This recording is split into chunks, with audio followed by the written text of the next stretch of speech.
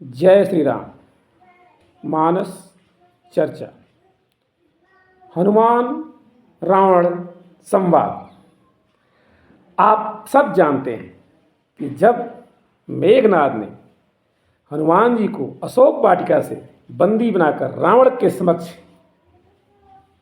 लाता है तो रावण और हनुमान में एक बहुत बड़ा संवाद होता है।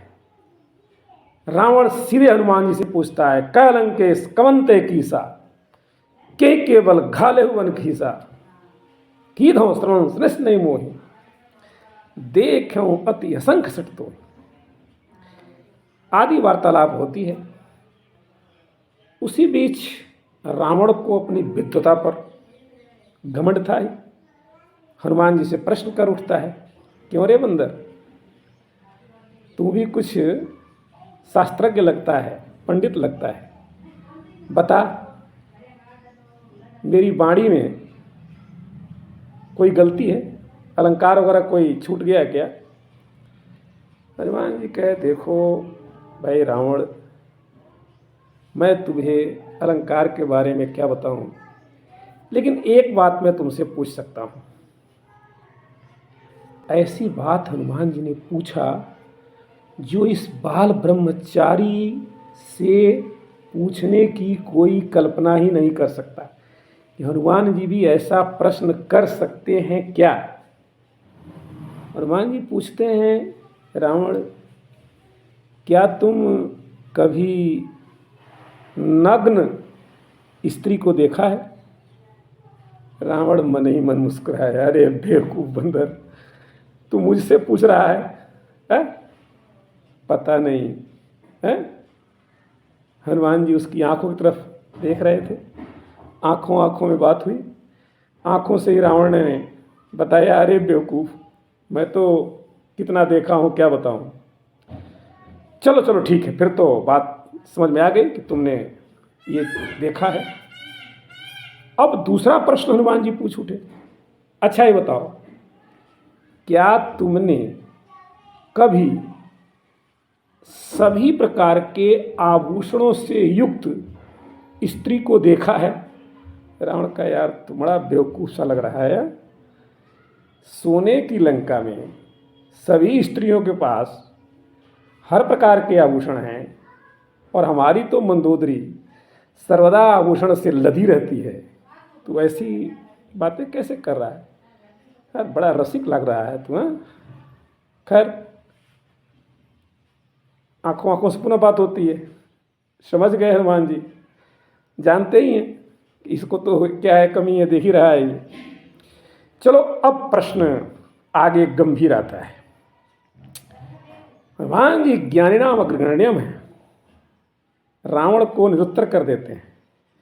हाँ भाई, तुम्हारी वाणी में सारे अलंकार तो हैं, लेकिन एक अलंकार छूट गया। कहा कैसे?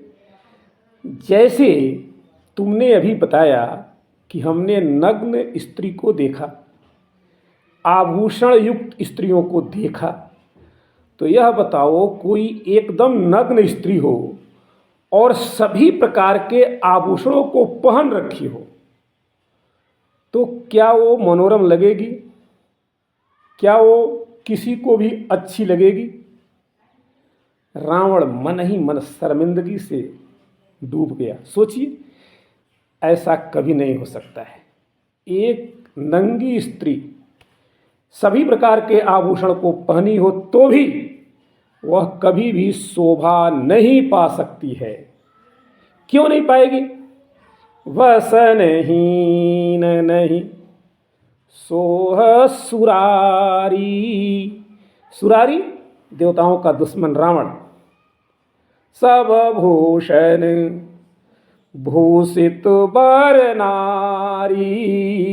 सब भूषण, अगर कोई स्त्री सभी आभूषणों से सुसज्जित हो लेकिन वशनहीन, वस्त्र से हीन हो, नग्न हो, तो वह स्त्री कभी भी शोभा नहीं पा सकती है।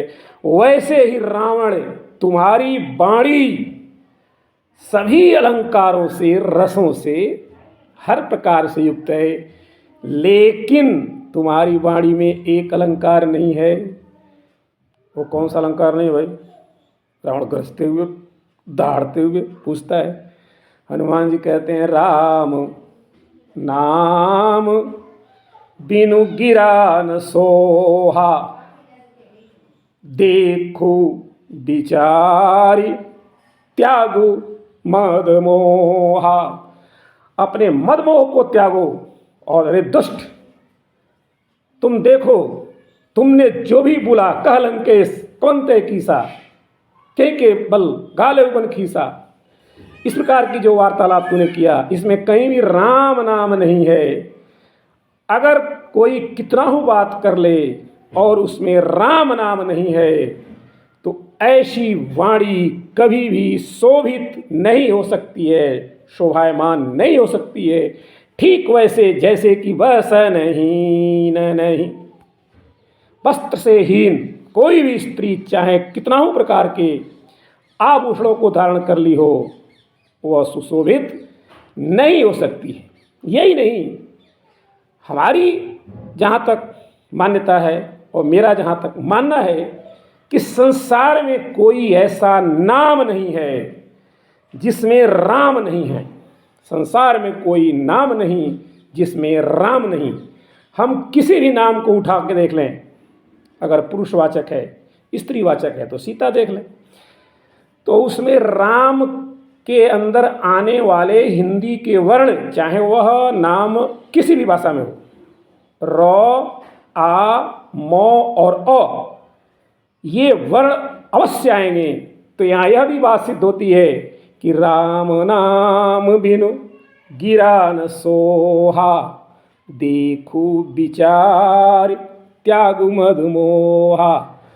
और कोई वाणी कैसे शोभा नहीं पाती है, वो आपको समझ आ गया। वसन नहीं नहीं सो सुरारी, शब भूषण भूषित पर नारी। अब रावण को बहुत घमंड है। अरे बेवकूफ़ बंदर, तुम्हें पता नहीं है हमारे पास कितना धन है, सोने की लंका है। हनुमान जी कहते हैं, है इतना धन तो है कि तुम दिन रात लुटाओ फिर भी तुम्हारा धन समाप्त नहीं होगा, जानता हूँ। लेकिन क्या है कि तुम्हारी संपत्ति की क्या हाल है?